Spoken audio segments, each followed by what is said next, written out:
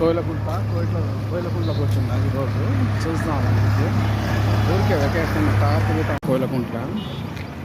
కానీ మేము ఒక పల్లెకు పోవాలంటే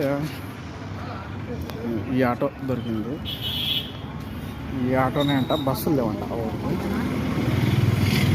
ఆటో చూడండి ఎంత పవిత్రంగా ఉందో. ఆటో చూడండి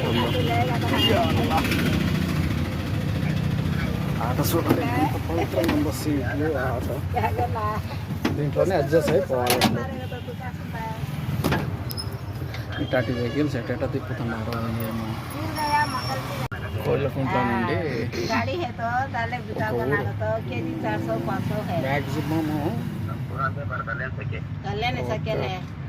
15 సంవత్సరాల ముందు వర్క్ చేసిన అక్కడ రామాపురం అనేసి పోయేద్దాం. చాలా రోజులు పోతున్నారు.